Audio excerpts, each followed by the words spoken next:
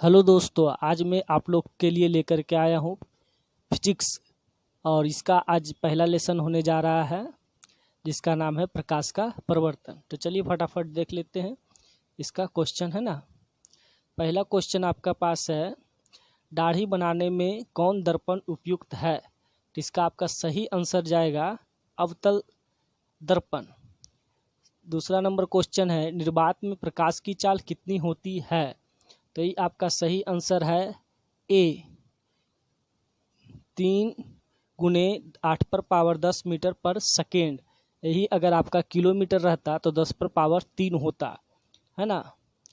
और ये तीसरा नंबर में आपका है, वह किरणपुंज जिसमें प्रकाश की किरणें एक बिंदु पर आकर मिलती है, इसे हम लोग अभिसारी किरणपुंज कहते हैं। तो इसका राइट आंसर आपका हो जाएगा ए। 4 नंबर में है, समतल दर्पण पर लंबवत पड़ने वाली प्रकाश की किरण कितने डिग्री का कोण बनाती है। तो इसका आपका जानते हैं कि जिस एंगल से आता है उसी एंगल से वापस लौटता है, तो लंबवत है, मतलब कि ये समकोण होगा। नेक्स्ट क्वेश्चन 5 नंबर है, मोटर गाड़ी के चालक के सामने कौन सा दर्पण लगा होता है। तो ये आपका राइट आंसर हो जाएगा उत्तल दर्पण। फटाफट सब देख लेते हैं हम लोग। 6 नंबर में आपका दे रखा है, आपतित किरण एवं अभिलंब के बीच के कोण को क्या कहते हैं। तो ये आपका हो जाएगा आपतन कोण। इसका राइट आंसर ए। 7 नंबर में है, किसी बीम का अवतल दर्पण द्वारा बना प्रतिबिंब आभासी, सीधा तथा बीम से बड़ा पाया गया है, वस्तु की स्थिति कहाँ होनी चाहिए। तो इसका आपका राइट आंसर होगा डी, ये दर्पण के ध्रुव तथा फोकस के बीच होनी चाहिए। और 8 नंबर क्वेश्चन आपका है, अवतल दर्पण की फोकस दूरी उसकी वक्रता त्रिज्या की क्या होती है। तो ये आप लोग जानते हैं कि आधी होती है, F/R/2 होता है। तो प्रकाश के प्रवर्तन के कितने नियम हैं। 9 नंबर क्वेश्चन है, प्रकाश के प्रवर्तन के कितने नियम हैं। तो यह हम लोग जानते हैं कि 2 नियम है ना। अगला नेक्स्ट क्वेश्चन हम लोग देखते हैं। 10 नंबर आपका है, किसी वस्तु का बड़ा प्रतिबिंब बनता है, तो किस में बनता है ये हम लोग जानते हैं अवतल दर्पण में बनता है। 11 नंबर में है, काल्पनिक प्रतिबिंब होता है, तो हम लोग जानते हैं काल्पनिक प्रतिबिंब हमेशा सीधा होता है। 12 नंबर में है, जब वस्तु अवतल दर्पण के वक्रता केंद्र पर स्थित है तब प्रतिबिंब क्या होगा।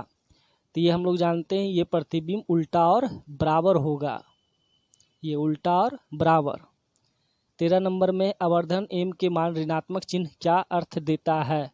तो ये हम लोग जानते हैं कि ऋणात्मक चिन्ह जो है उल्टा और वास्तविक को दर्शाता है। और 14 नंबर में आपका है, पार्श्व परिवर्तन किस दर्पण में होता है। तो पार्श्व परिवर्तन जो होता है ये समतल दर्पण में होता है, जिसका राइट आंसर ए होगा।